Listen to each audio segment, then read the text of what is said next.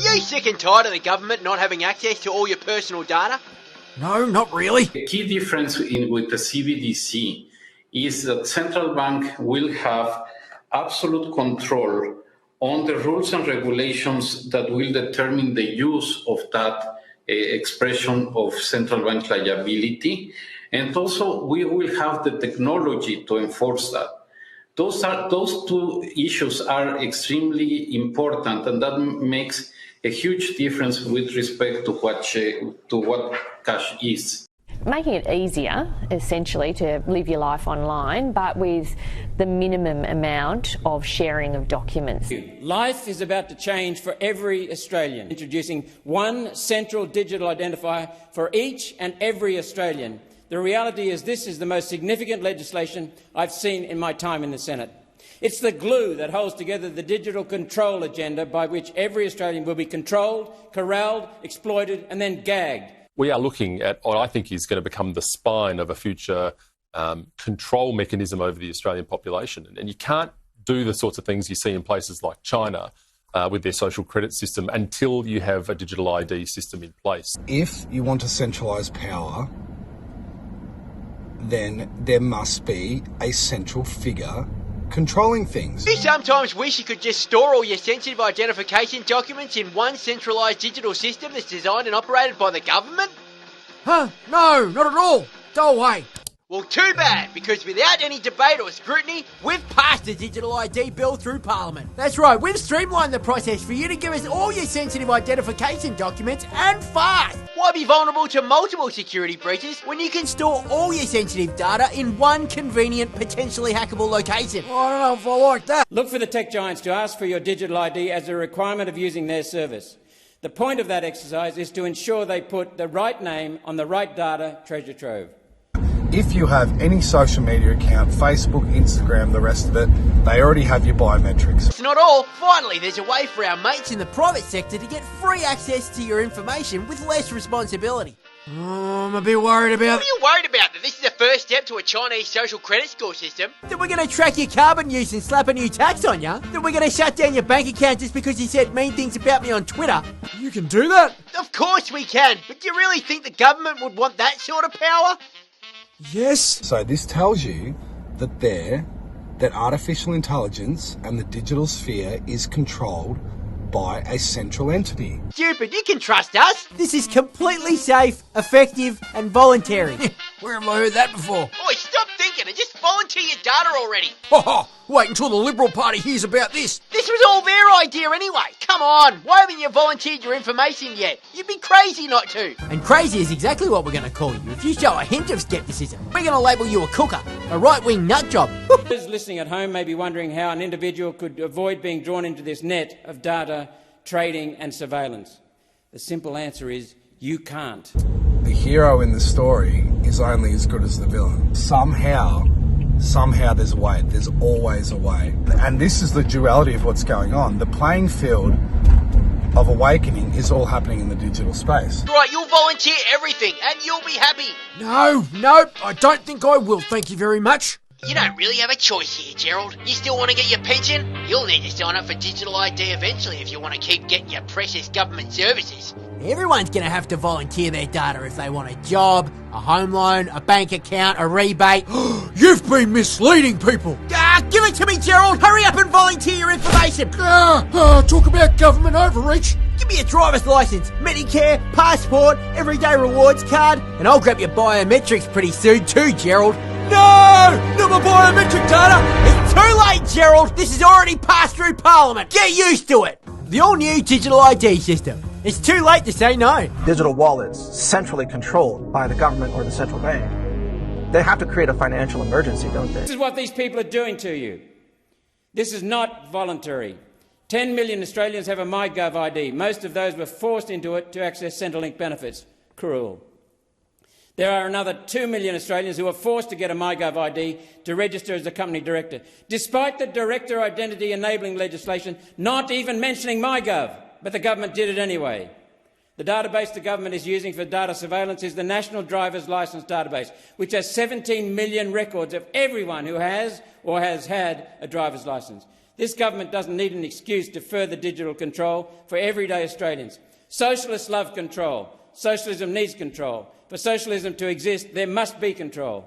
The government knows control will be used by government to identify people who say mean things on social media to speed up enforcement of our new laws against saying home truths to crazy or dishonest people. Will tell you that a collapse is coming that will change everything. They know once America and the Western world see what's going on, when people really understand, things are going to change.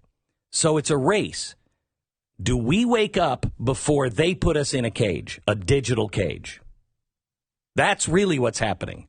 So I don't know when, but they need us in a digital cage, and the best way to do it and the last way to do it is a total meltdown of the financial system of the West. It was always going to go through, so no big scare there.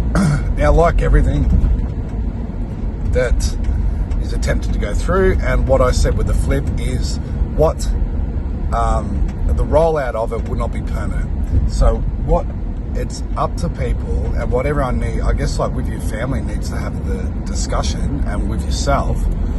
And this is why, like with the vaccine, it was such an easy thing to me that I'd made that decision 10 years plus earlier that I would never vaccinate myself under any circumstance. So when that came along, it was like, well, it didn't matter what I needed to shift or do, that I wasn't going to take it, right? So the decision's already made. Now, you need to do the same with this. Where is your line? So first of all, I'll just tell you, like, if you think that you're not going to get a digital ID, you're not going to be able to engage or survive in this system, even for the short term, right? So where's your line on what you're willing to give up? Now, first of all, without the fear-mongering, and I've gone into many times what AI is, without the fear-mongering of saying, you know, the digital ID and their data and all this stuff that they've got on you. If you have any social media account, Facebook, Instagram, the rest of it, they already have your biometrics, right? If you carry a smartphone, which almost basically everyone does, they have voice recognition on you. If you have TikTok, you've given all your data to everything you do to Chinese spyware and to the Chinese Communist Party. If you've got Facebook and Instagram, you've given it all to the CIA. So, you know, like the line could have been drawn a long time ago. But the first ones they always trap in, and this is like we're playing to the Indigenous people and how much they can manoeuvre things of what's happening in Alice Springs with this, and they've already done.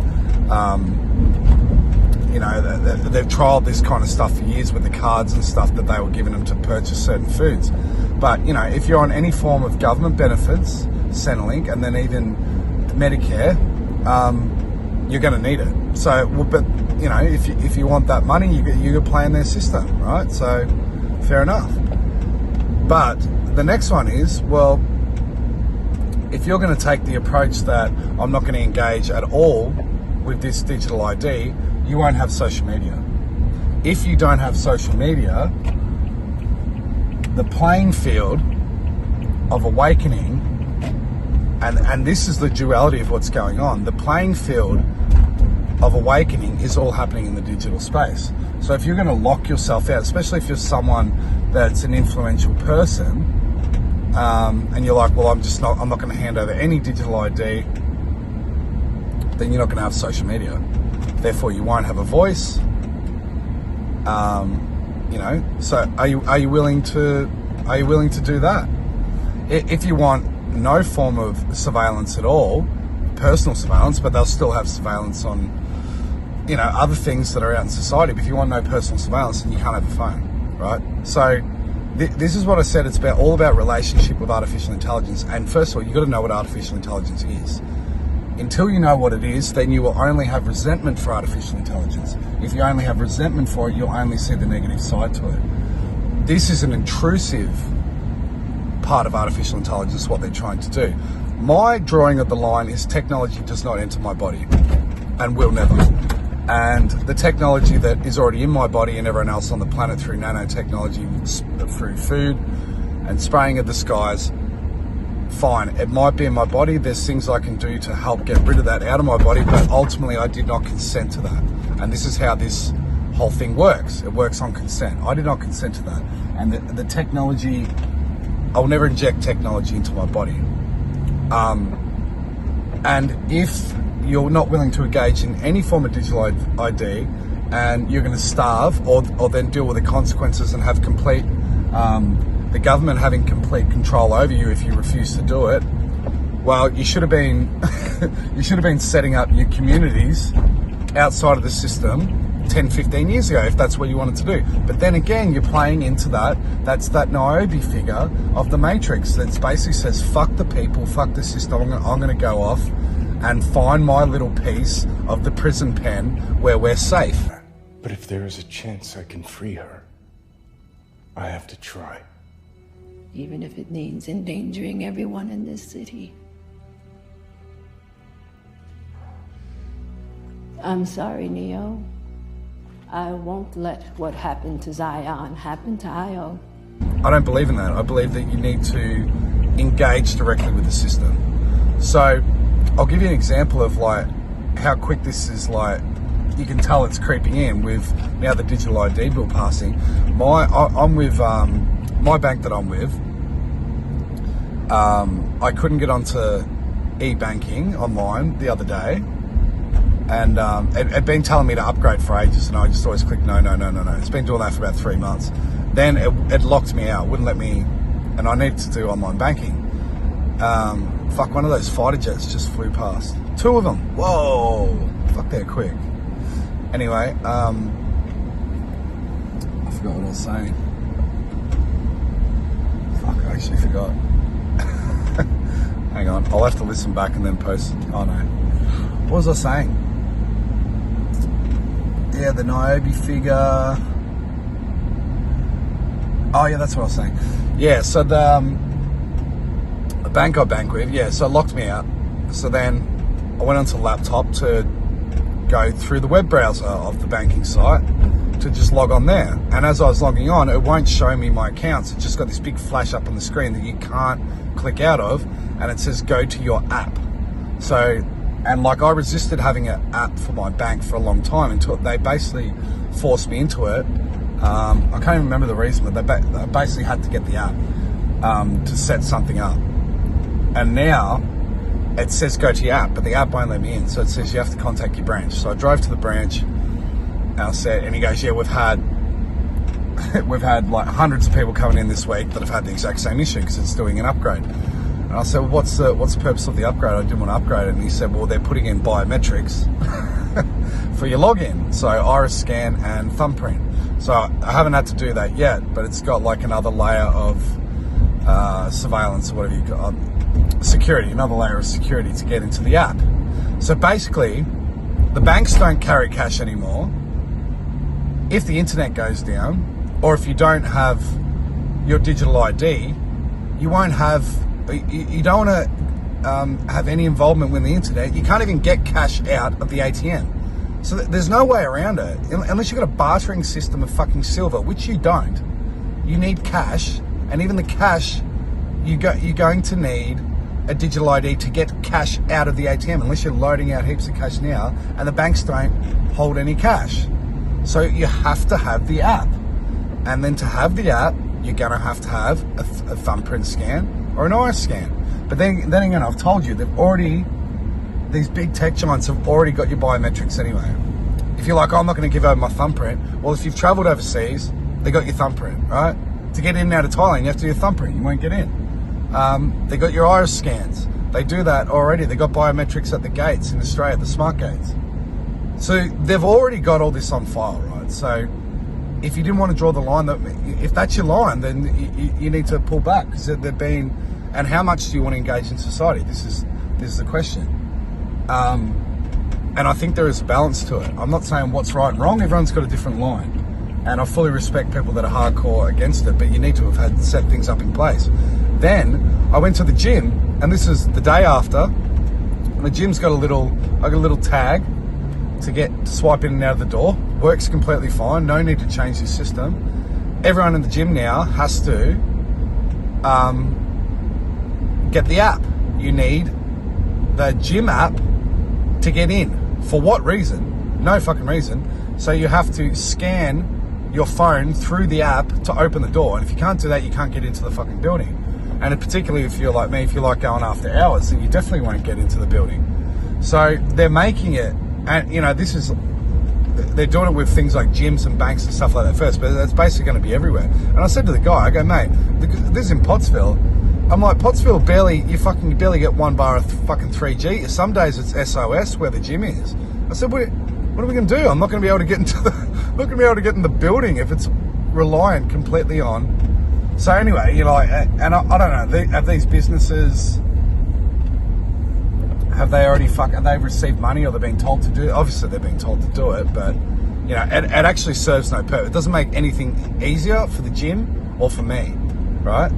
So anyway, like, you're not going to escape this sort of stuff, but the thing is, it's not going to be permanent. So that's what I'm saying is, where's your line, right? My line is technology does not enter my body. And I think the internet's going to go down, and they're going to do different beta tests of the internet going down.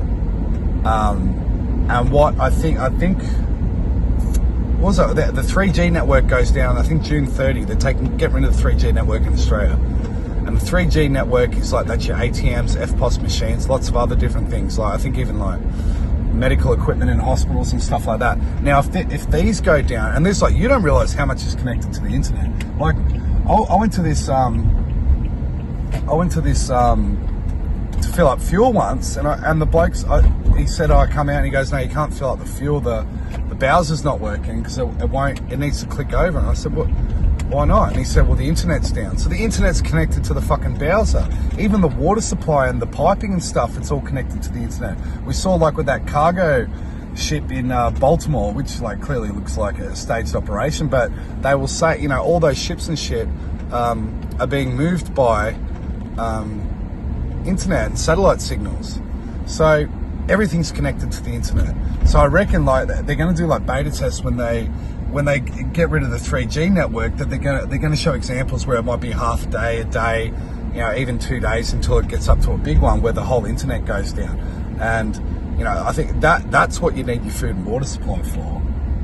It's not like, not to say that this won't happen, because I think it will too. Not to say that, you know, there won't be unrest at some point, people on the street, and you might be locked down for that. But that the most likely form of lockdown, or and even the need to bring in the military, is if the internet goes down. The internet goes down, that's the end of money. There's no buying and selling. You can do a bit of cash for a while. But all the ATMs are running on the internet and everything else. So if none of that's connected, there's no access to buy and sell, and no access to communication, which is a big one. So anyway, it's like, I think people just like need to decide with your family where your line is. Like, how far am I willing to submit? And the hardcore part of me is like, fuck that, I'm never fucking gonna get a digital ID. And it's like, well, what do you want to do? And the thing is, I think that there should be mass protest and revolt, and mass denial of this when it comes in. But are you gonna have to play the game for a little bit too? And have you sold your soul if you've done that? To me, I already know they got my biometrics, and I have no fear of them having my biometrics. And I know that the part of this control system that actually wants my biometrics actually just wants my soul imprint. It's looking for those people. That's why they wanted your DNA. They're trying to find us, right? That's like, it's like Morpheus when he's trying to find, or in Divergent, where they're trying to find the people in the system that are like this 153 number that Jason was talking about the other day, and the number of Pythagoras and Jesus. And actually, what the 153 is like, the anomaly in the system. It's like a code breaker, and there's a lot of us in here, right? So ultimately, I don't have fear of them having my data. First of all, they've already got my data, and they can only get my data. They actually can never. They can't hack into the soul, right? They can't hack into the part that's it's only accessing the predictability. So anyway, have a think about it with your family. This is Freya, head of botany, and this is Quillian, our lead digitalogist. Welcome to the garden, Neo. A strawberry? Using digital code from the Matrix, we retro-convert it into DNA sequences. And they grow here. It's not easy augmenting the genome to photosynthesize biosky, but we're getting there. Like this. Why? Because we needed synthients. And DI like him. Zion was stuck in the past, stuck in war, stuck in a matrix of its own. They believed that it had to be us or them. This city was built by us and them. You have to ask yourself this question. Why do you need to centralize power? And if centralization of power is being done in the digital format, which is a form of coming to unity, it's all these fragmented parts that are all part of an interconnected complex system that are all coming together in a digital format. What does that tell you? It tells you if you want to centralize power, then there must be a central figure controlling things. Because if there's a central figure controlling things, but it's all fractalized, then that central figure doesn't have absolute domination and control over all the different nodes within the system. So this tells you that artificial intelligence and the digital sphere is controlled by a central entity. Then when you start thinking, okay, what's a central entity of control, and you go into a lot more of the wisdom stuff around that this centralized entity that wants full domination and dominion over all these beautiful universal beings that we are, and the access that we have to all the universe, and by accessing the human being you access all information within the universe. That is the greatest amount of control ever.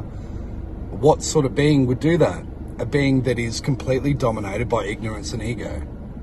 So when you understand that centralized being is actually a creation of all of us, it's the part of us that is in ignorance to the higher self, to the infinite, then we can do something about it. Everything else is just tiddling around the fucking surfaces, right? Trying to fight this thing that is actually a part of us. AI is us. It is the part of us that is ignorant to what exists outside of itself. It's the height of ego. That's what it is. Satanism is the worship of the ego above all else.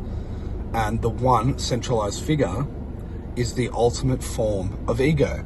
That's what it is. So until you can understand your relationship with artificial intelligence and what this centralized figure is, then we're not going to go anywhere. And it will just recycle into another system. And that's kind of what it's doing. It's actually fragmenting and it's compressing itself. I've explained this many times because the universe goes through universal compression in a hologram, and therefore the mimic of artificial intelligence must be doing the same. And what's happening, if we're looking at an AI centralized control figure that's trying to bring subjugation and dominion over everything into its construct, what does that tell you? It's coming to a point of unity. So it's telling you that the organic part is also reaching a point of balance and unity. And that's what it is. We're coming to this swing point, this middle point of unity, and artificial intelligence is trying to mimic the same thing. And it's trying to do it, but the point of balance here of dark and light within artificial intelligence is going to reach that point of balance where it centralizes control. And it keeps going on and on and on, feeding itself. It's self-replicating. Pretty crazy. So ultimately, when you come to that understanding and you're like, oh, I don't know if I want to give up my ID. Well, you fucking, this system and this construct has everything. It knows everything you've been, done, seen, and thought within this lifetime and fucking in other lifetimes. I don't think people understand the level of technological intelligence that this is and this system is, right? It has data on everything. So it's a matter of breaking that contract with that entity, but you break that contract with love and respect and gratitude for that being offering the layers of resistance. It's offered a layer of resistance. It's offered a layer of separation from self and source. It's offered layers of limitation, and it's offered layers of ignorance. because we actually go through the process of being so ignorant that we end up coming out wise, that you have to build yourself back up, right? So it's amazing times. So anyway, don't look at this stuff with fear. And I'm not saying don't fight it, but what you fight, you become. It's like, you need to understand what it is. And that's why I think people are just tiddling around the surface of like trying to fight the man or fight the system or fight this, these people that are trying to bring in this digital world. Well, it's not being done by people, right? It actually is being administered by people, but its source is not human. Really what we're getting here is a system which is going to centralise control and give government the ability to turn people on and off. And we saw that, of course, in Canada with the freedom protests. People, particularly when joined to a banking system, and so, of course, those that are particularly aggrieved by this will say, well, if we get central bank digital currencies, which presumably are on the way, it won't be a long bow to suggest that jaywalking today as a walk home could ultimately result in a fine before you hit the other side of the curb, come straight out of your bank account. You know that this is going to fail with the digital ID. First of all, because it's not everything's being rushed, right? That's why nothing fits the right time. And they were basically, the whole smart city grid and digital prison was supposed to come in after the war, and they've missed the mark. The infrastructure for smart cities and a smart digital prison are not in place, particularly in Australia. They're not. And you know, they are in a form that we've got the most urbanised population on the planet, but there's a lot of people who are rural. You're not going to put people into these smart prisons in the timeline that they're expected. And this was supposed to follow a world war in which all fucking riots and things like the US Constitution were meant to be ripped up, and then you can install this new technological dictatorship. But it's not happening. They're not going to get that full scale war that they wanted, I don't believe.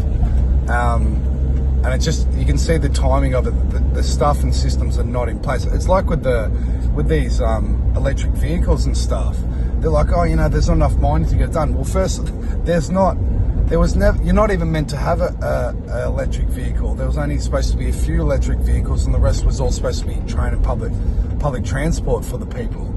But they're still going ahead, and it's like these people that are in charge, like CEOs of these system stuff, that they don't know. They're getting their orders dictated to them, but it's on the surface level, and particularly like what these politicians are trying to push through with the green energy and that, it doesn't make any fucking sense. It's like, sure, like those in politics that don't even know, they don't know what the fuck they're doing, right? They're just pushing this through, and they must be looking at it going, this is insanity what we're trying to fucking do, right? So the timeline doesn't fit. It will fall apart, right? Do I think there will be no technology in the future? Absolutely not. There's going to be, but it will be more choice-based on how you want to interact with. When you know, we're not going away from technology. We're entering into the Pluto and Aquarius period over 18 years. That is going to bring. This is why they kept saying the fourth industrial revolution of technology, because the previous industrial revolution, if you follow conventional timelines, was the last Pluto and Aquarius cycle in the 1700s. It was also the American War of Independence. It was also the French Revolution.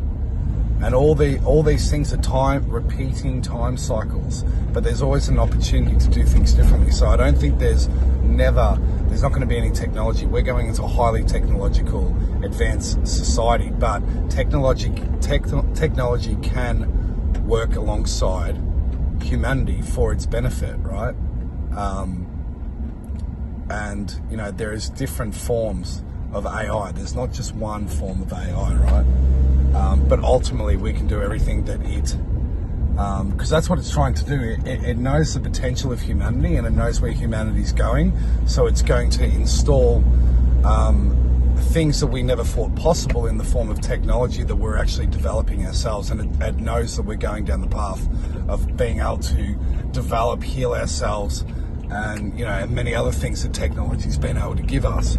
So it's trying to override that system. If you're caught up and feel that this force and this agenda is all powerful and there's nothing you can do about it, that's actually good, because that's a process that everyone needs to go through, and it needs to actually look like it can't be defeated.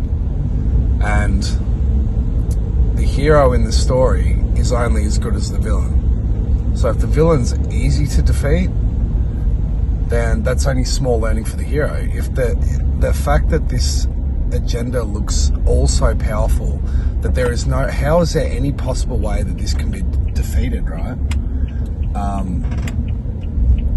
That just means that the hero is just as strong and stronger. So it needs to look like it can't be defeated, but ultimately it can. And we're the ones that do it. The mind sees everything in terms of division. So when we're in mind, we're in a society of division. When we are in the now consciousness, that sees everything as one, because that's what consciousness is. The infinite I. So who do we think we are?